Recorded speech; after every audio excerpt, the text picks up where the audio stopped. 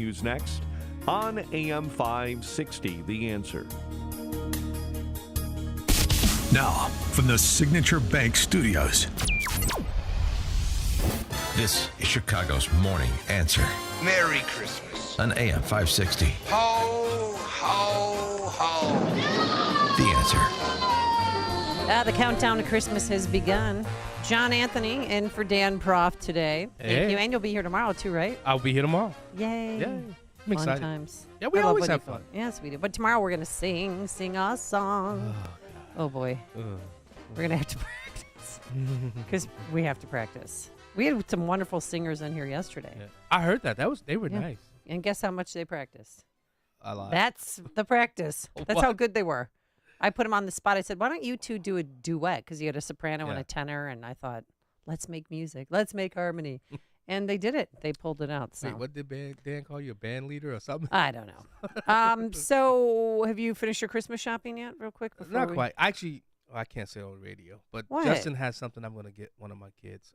Who, I can't- excuse me. One of my daughters. Justin has He has something on that I'm going to get one of my daughters. Oh. I forgot to get it when I was in Houston. Oh. Yeah. Are we talking in code? No, yeah, because she listens. That's, Okay. That's what I'm getting. You see Oh, what he that has on? what he's wearing? Yeah. No. I mean, what Yeah. he has in his hand. Yeah. No, Santa's going to be getting that, right? Yeah. Right. Yes, Well, yeah. All right. Well, you know what a lot of people are doing? Leaving Illinois. Ooh, Did I you saw hear? the number? Guess the number one state is Yeah.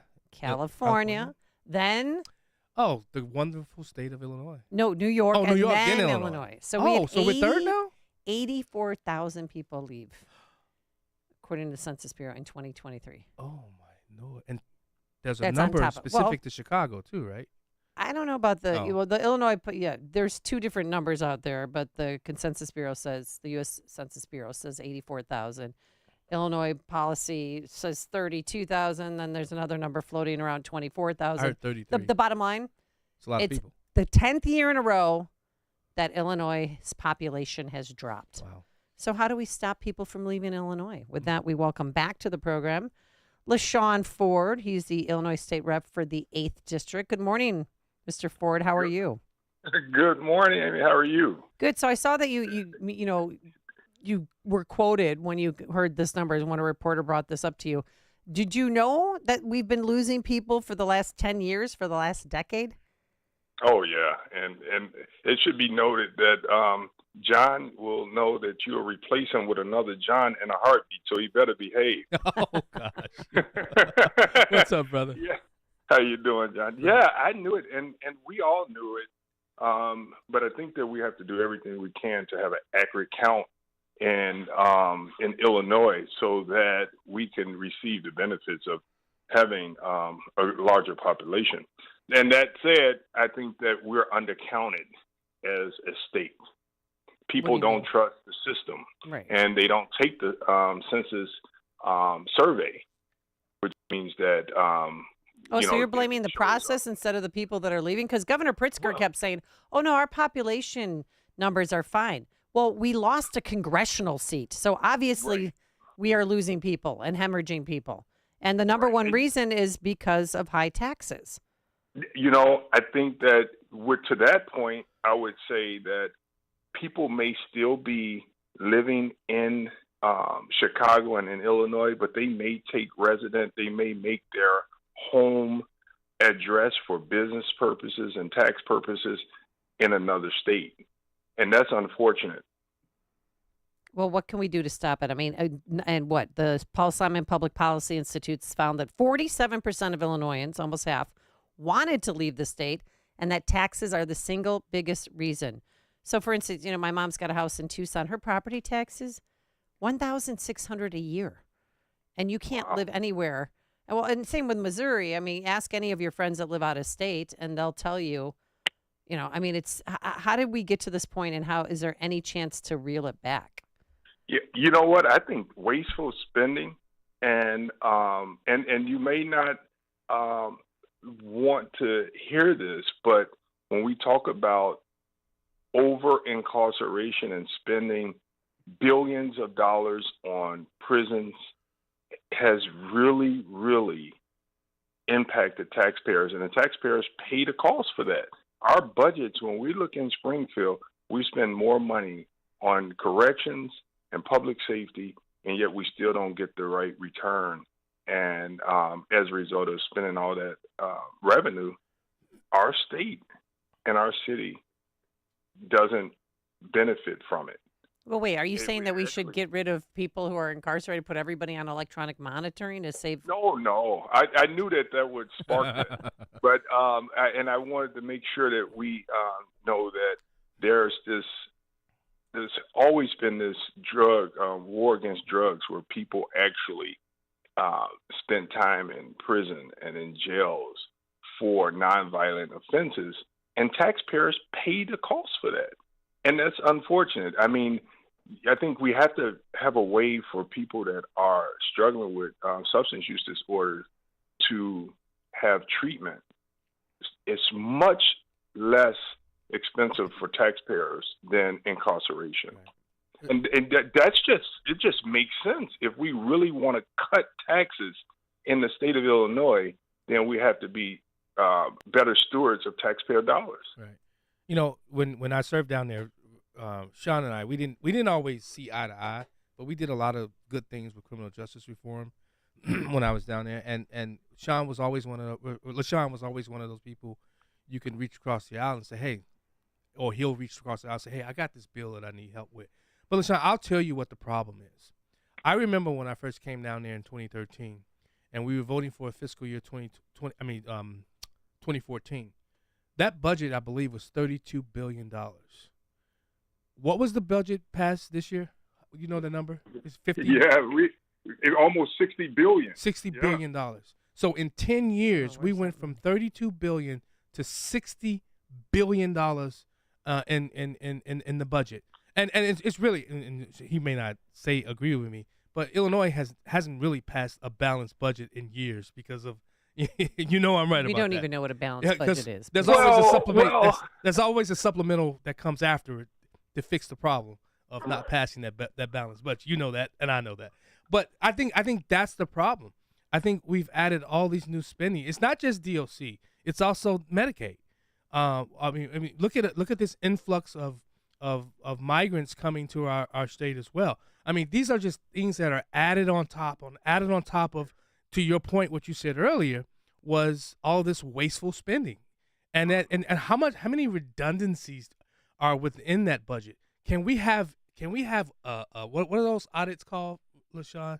You know, we need what we need to do is budget for results, and you were a part of that commission when we were down there fighting to budget for results. Yeah. That's what we did it, but you know, we don't budget for results, and I know some people don't like the fact that you talk about zero-based budgeting, but that's something that we probably should be looking at, examining whether or not people that are actually getting contracts in the state of Illinois are delivering on services. Right. Why would we continue to contract with people on that servicing the West Side when we continue to see crime on the rise, when we continue to see the overdoses and deaths from heroin and opioid on the rise? That's not a good business model. No. That's poor taxes. Man, that's poor stewardship of tax dollars. So why do we continue to do the same thing over and over and over again, expecting a different result? I want to see, and that's one of the things I've always loved about you, LaShawn, was you are more than willing to go against your party. I've seen you do it on a number of different times. You will take any question any reporter asks you. Any question. He's the only one that answers the actual question. That's one thing I've always loved about you. I would say that it's not so much of going against a party as much as it is I'm a part of a party and I have to help lead. And I need the party to listen. That's why being in that room, I'm not going to be silent when it comes down to making sure that the Democrats hear what needs to be heard. Right. And things change because you have different people speaking. You know, and that's what I think is important in both parties. And LaShawn, how are we going to get a handle on the crime? I know I hear the talking points. Crime is going down. I'm a former police officer. There's a way you can change this UCR codes to make it appear as though crime is coming down. I've seen it. I know it happens. Yeah. What are we going to do? LaShawn, people are dying. I would tell you, John, Anthony, I would say that it's important that we capture the criminals and reform them in prison.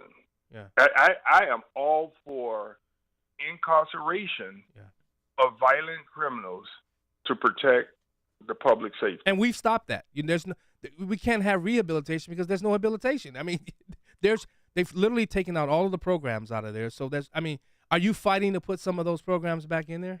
Yeah, actually there's some talk about, some people don't believe that we should spend taxpayer dollars to educate people that are incarcerated. And I disagree. I think we need to make sure that these individuals that's in prison that's going to return to our communities are better. Give them a skill. They got to have a skill, because when they return, they're going to return to a life of crime, or they're going to go in the workforce. Yeah, and that's where people say that I had a liberal heart but I worked at Safer Foundation for 6 years, so Right. I was in the minutia. I understand the issues and the problems, and when you want to cut the recidivism rate, this is what you do. You rehabilitate in prison. You help them, give them a skill, because guess what? If you do not, they're going to come back to your community and commit cause the same crimes. chaos. Yep. Yeah. The streets, people are not feeling safe in the world at all. And so we focus on Illinois. The best thing that we could do is have a budget that's compassionate and that is truly budgeting for results. Well, but you were for the Safety Act. And do you think that's Yeah, effective absolutely. so far? It's effective so far. And I tell you, I think that as time go on, the Safety Act has not caused our state to be more violent. I don't know about that. I would come tell you- on. I mean, These two black dudes who put a gun to my neighbor's face, they were out on bond. Not out on bond. They were let out by a judge. It's so arbitrary, because my foster son's in jail, okay, and he had a bond, and then the Safety Act kicked in, and the judge took his bond away. And So he let's has no talk about misdemeanor. the He has Safety two Act. misdemeanors, one for stealing food when he was living in a parking lot behind the JCPenney's, which I don't fault him for, another for a high school fight.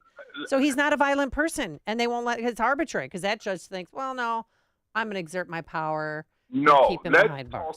Let's talk about the Safety Act so that people, as it relates to the bail bond system, let's have a real conversation. Yeah, well, I'm living it, so you tell me how to All right, process so this, is how the please. Safety Act, this is how it works. We know that there's no doubt that there's over-incarceration of people that should not be locked up, and taxpayers pay the expense for that. Like my foster son. Mm-hmm. Right. We've done away with that. Even before the Safety Act, the bail bond system was enacted and became law. We had a problem with judges letting violent people out because they had the discretion to do so. This has not changed that.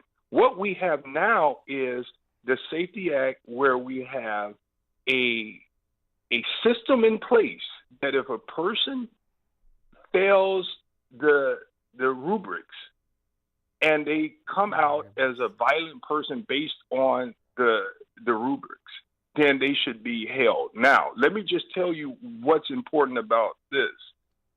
The judge discretion has been taken away to a certain degree.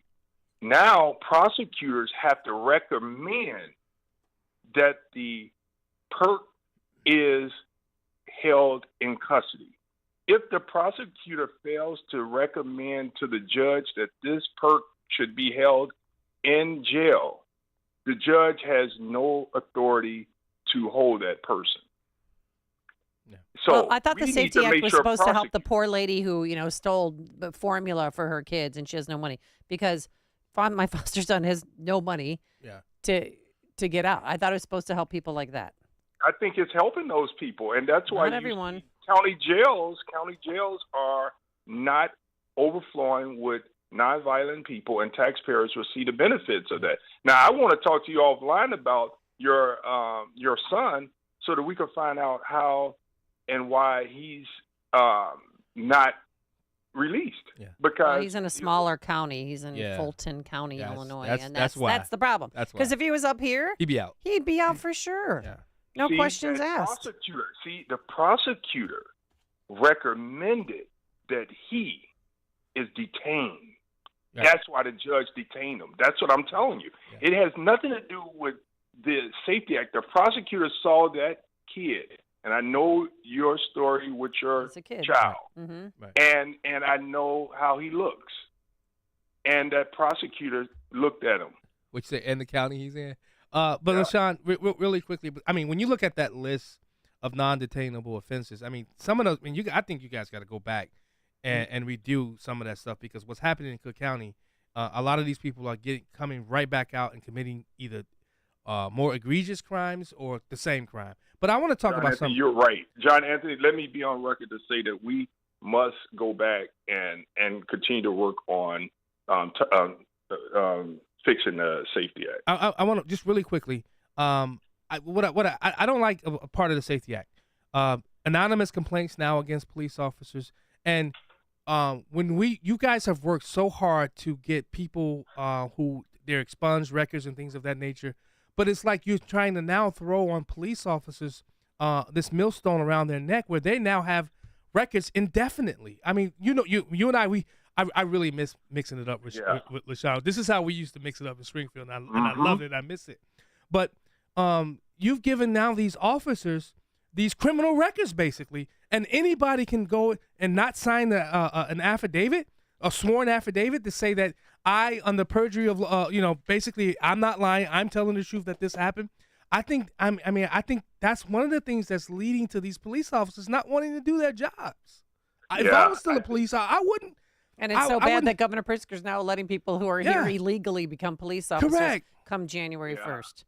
Yeah, because John, nobody wants to do that job. I think you guys are. We have to look at. I mean, I think that as a black man, knowing how people have been wrongfully incarcerated and police putting records on individuals and prosecutors prosecuting and judges sentencing people that are innocent. We just saw a man spend 14 years in prison. Yeah, I saw that. So I'm sympathetic, and another man that spent 40 years in prison. So I'm sympathetic to police officers being accused of things that they didn't do. And that's why like the rape of, they said they were raping people. Right. So we can't have that type of public acts in Illinois. And I'm for changing that because I'm sympathetic based on what I know those type of laws and that type of power does and how it destroys families. All right, LaShawn Ford, we need the police to join us in this fight.